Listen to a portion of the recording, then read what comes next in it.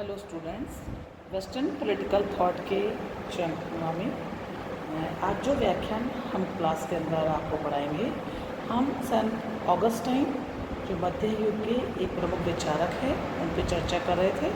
और शुरुआती जो हमारा व्याख्यान था वो उनके परिचय पे था, और जहाँ हमने ये देखा था कि ऑगस्टाइन ने जो उनकी जो अपना प्रमुख उनकी जो पुस्तक है द सिटी ऑफ गॉड, उसमें दो प्रकार के नगरों का विवरण दिया है, सांसारिक नगर और ईश्वरीय नगर। आज के व्याख्यान में हम ये देखेंगे कि ईश्वरीय नगर क्या है। हम ये देखते हैं कि सेंट ऑगस्टाइन ने ईश्वरीय नगर में दो विशेषताएं बताई है। पहला, धर्म या न्याय, उसके लिए धर्म और न्याय एक ही बात है। और दूसरा, शांति यानी कि पीस। ऑगस्टाइन का मानना है कि धर्म एक ऐसा रिजल्ट है, ऐसा प्रतिफल है जो व्यक्ति को अपने कर्तव्य पालन के उपरांत मिलता है। यानी कि जो व्यक्ति अपने कर्तव्यों का पालन भलीभांति करता है वही धर्मवान कहलाता है। तो ऑगस्टाइन के लिए धर्म या न्याय, जिसको एक ही बात मानता है, वो उसको व्यवस्था का पर्यायवाची मानता है। उसके लिए धर्म, ऑगस्टाइन के लिए धर्म या न्याय एक व्यवस्थित और एक अनुशासित जीवन जीने का में निहित है। यानी कि उसके लिए धर्म का क्षेत्र परिवार, समाज और राज्य तक उसको लेके जाता है। मतलब ऑगस्टाइन का मानना है कि उसका धर्म सिद्धांत या उसका जो न्याय है वो किसी काल या किसी पर्टिकुलर स्थान या कोई सीमाओं से बंधा हुआ नहीं है। वो उस धर्म को या उस न्याय को परिवार, समाज और राज्य तक व्यापक बनाता है। दूसरी बात जिसकी चर्चा उसने अपने ईश्वरीय नगर में की है वो है पीस यानी कि शांति। ऑगस्टाइन ने अपने सार्वभौमिक समाज को शांति के साम्राज्य का प्रतीक माना है, और उसने शांति के दो रूप माने हैं, सांसारिक शांति और आध्यात्मिक शांति। सांसारिक शांति से उसका तात्पर्य है कि हम लोग नियमित रूप से अपने जीवन को व्यवस्थित करें, अर्थात सांसारिक व्यवहार में सामंजस्य होना है। यानी कि हम आपको अगर अपने जीवन के अंदर मैनेज करते हैं और एक प्रकार का संतुलन बनाते हैं, बैलेंस स्थापित करते हैं, तो ये शांति का सांसारिक स्वरूप है। यहाँ वो कहता है कि जो आध्यात्म, दूसरा प्रकार की जो शांति को उसने जब दो रूप माना तो उसमें दूसरा बताया आध्यात्मिक शांति। आध्यात्मिक शांति का लक्ष्य ईश्वर और ईश्वर में समाये हुए मनुष्यों के साथ सामंजस्य स्थापित करना है।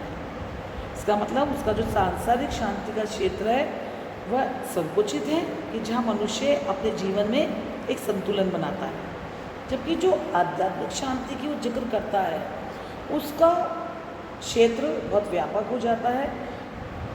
क्योंकि जहाँ वो सांसारिक शांति के लिए व्यक्ति को वो कहता है कि अपने सिर्फ विचार स्वतंत्रता पर रोक लगानी है, जबकि आध्यात्मिक शांति में मनुष्य को क्रियाशील होना होता है। ऑगस्टाइन का मानना है कि जो सांसारिक वस्तु हैं या सांसारिक शांति है उसमें मनुष्य अनवरत रूप से लगा रहता है, इससे उसको सांसारिक शांति प्राप्त नहीं होती है। जबकि मनुष्य को अगर अपनी शुद्धि करनी है और अपनी आत्मा की शुद्धि करनी है तो आध्यात्मिक शांति के द्वारा ही उसे प्राप्त कर सकता है। क्योंकि जो ये आध्यात्मिक शांति है या ये जो आत्मा की शुद्धि है ये मनुष्य को दिव्यता की ओर लेके जाती है। तो हम ये देखते हैं कि ऑगस्टाइन के जो शांति पे विचार हैं वो संपूर्ण विश्व को एक जो उसका कॉन्सेप्ट है वो एक ईश्वरीय ऑर्डर या ईश्वरीय व्यवस्था है, क्योंकि सभी मनुष्य ईश्वर के अधीन हैं। तो कुल मिलाकर के हम देखते हैं कि ऑगस्टाइन के ईश्वरीय नगर में दो बातें करता है। वो धर्म की बात करता है, जहाँ उसके लिए धर्म और जस्टिस एक ही बात है, और दूसरी वो शांति, पीस की बात करता है। और शांति की बात में वो दो प्रकार की शांति बताता है, सांसारिक शांति और आध्यात्मिक शांति, जिसमें ऑब्वियस है कि वो आध्यात्मिक शांति को बेस्ट बताता है। नेक्स्ट इसी श्रृंखला में अभी देखते हैं कि ऑगस्टाइन राज्य तथा सरकार के विषय में क्या सोचता है। यहाँ एक बहुत महत्वपूर्ण बात है कि संत ऑगस्टाइन है जो है वो परंपरागत जो ईसाई विचारधारा है वो उसको स्वीकार करते हैं कि राज्य को ईश्वर ने मनुष्य के पाप के उपचार के रूप में स्थापित किया है, कि मनुष्य के कर्मों की सजा है, कि राज्य उसके लिए है और इसलिए इस रूप में उसको राज्य की आज्ञा का पालन करना चाहिए। वे ये कहता है कि मनुष्य की बुरी प्रवृत्तियों के लिए के विरोध के लिए या उनके उपचार के लिए ईश्वर के द्वारा राज्य का निर्माण किया गया है और स्वयं राजा जो है वो ईश्वर का प्रतिनिधि है। तो ये देखते हैं कि ऑगस्टाइन राज्य को मनुष्य के पापों से मुक्ति दिलाने का एक प्रमुख साधन मानते हैं और इस संबंध में ऑगस्टाइन ये भी मानता है कि यदि आज्ञाएं या राज आज्ञाएं लेकिन अगर धर्म के खिलाफ होंगी तो उनका पालन नहीं होना चाहिए।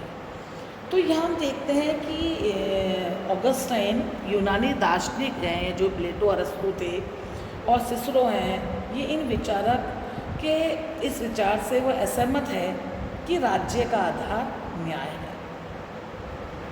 उनकी उस ऑगस्टाइन के लिए सांसारिक राज्य अन्याय पर आधारित है और यह विचार उसका यह है कि राज्य गैर ईसाई भी हो सकता है, लेकिन अगर न्याय मनुष्य को चाहिए तो केवल ईसाई राज्य में ही मिल सकता है।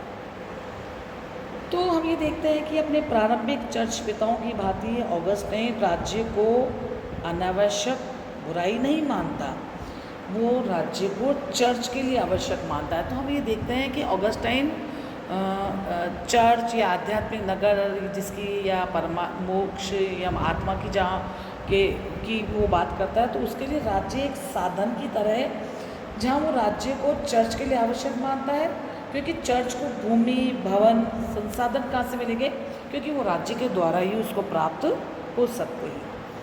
आगे हम देखते हैं कि संपत्ति और दासता पे भी ऑगस्टाइन के विचार जो है वो एक तरफा या ईश्वर की तरफ ही प्रतीत होते हैं, या ईश्वरीय उनकी उसकी जो अवधारणा है कि अन्य चर्च पिताओं फादर्स चर्च के जो फादर्स हैं उनकी भांति ऑगस्टाइन ने संपत्ति संबंधी अधिकारों का समर्थन किया है।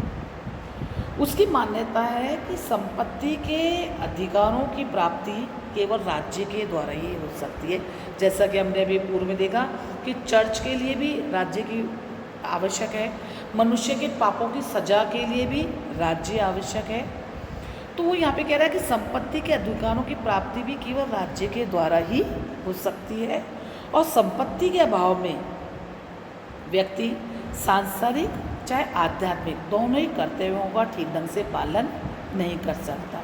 और शांति और व्यवस्था की रक्षा के लिए भी संपत्ति आवश्यक है, लेकिन साथ ही साथ वो यहाँ पे ये भी बात ऐड करता है कि मनुष्य को केवल उतनी ही संपत्ति रखने का अधिकार होना चाहिए जितनी उसके लिए आवश्यक है।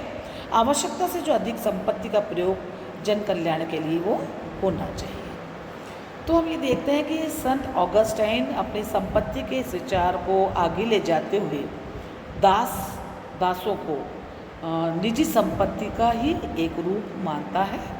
वो यूनानी विचारकों की भांति भी उसने भी दास प्रथा का अनुमोदन किया है, लेकिन दास प्रथा के संबंध में ऑगस्टाइन और यूनानी विचारक अरस्तु के विचार थोड़े अलग हैं। ऑगस्टाइन के लिए अरस्तु के समान दास प्रथा स्वाभाविक नहीं है। वो ये नहीं मानता कि कुछ मनुष्य जन्म से ही स्वामी और कुछ दास पैदा होते हैं। उसका तो ये मानना है कि जो दासता है वो मनुष्य के पाप कर्मों का फल होता है, जो मनुष्य को ईश्वर के द्वारा मिलता है। तो दासता को वह पाप का दैवीय प्रतिकार समझता है। इसका मतलब कि यदि मनुष्य पाप करता है तो उसके के फलस्वरूप उसे दासवृत्ति करनी पड़ती है, और यदि मनुष्य पाप नहीं करता तो ईश्वर उसको दासता के लिए व्यवस्था उसको दास्ता की व्यवस्था नहीं करता। तो हम देखते हैं कि ऑगस्टाइन के अनुसार दास्ता ही मनुष्य के पापों का ईश्वरीय उपचार है और या फिर ईश्वर के द्वारा उसको दिया गया दंड है। तो हम ये देखते हैं कि ऑगस्टाइन के जो दास्ता संबंधी विचार है ये हमको तर्क संगत प्रतीत नहीं होते, क्योंकि एक स्थान पर तो कह रहा है कि संपूर्ण जाति ही पापी है जो सांसारिक नगर में रह रही है, और दूसरे स्थान पे वो ये कह रहा है कि इस सांसारिक नगर में मनुष्य के पापों को ध्यान में रखे दास प्रथा को दंडित घोषित किया जाना चाहिए। या एक तरफ वो कह रहा है कि मनुष्य को पाप का शोध करने के लिए दास्ता करनी भी चाहिए।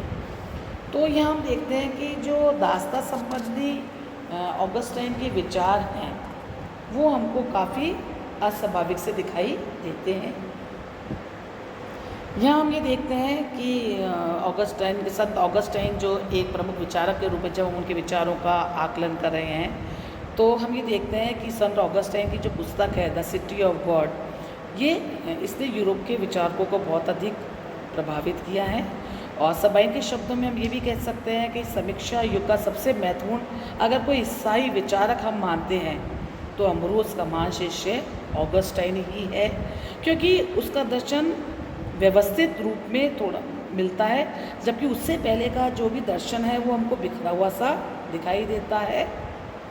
यहाँ मध्य युग में उसकी जो रचनाएं हैं वो ऐसे विचारों का एक ऐसा भंडार मालूम होती है जो बाद में आगे कैथोलिक और प्रोटेस्टेंट जो विचारक हैं उन्होंने उसको अपना आधार बनाया है।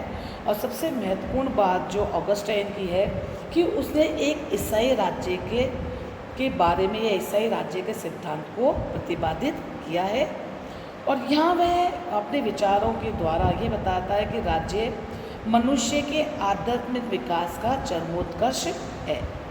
तो हम ये देखते हैं कि ऑगस्टाइन की जो प्रामाणिकता, ये जो सिद्धांत है ये एक ईसाई विचारधारा का एक अनिवार्य अंग बन गया। जो ये सिद्धांत मध्य युग में तो चला ही और जो आधुनिक काल तक चला आ रहा है। धन्यवाद।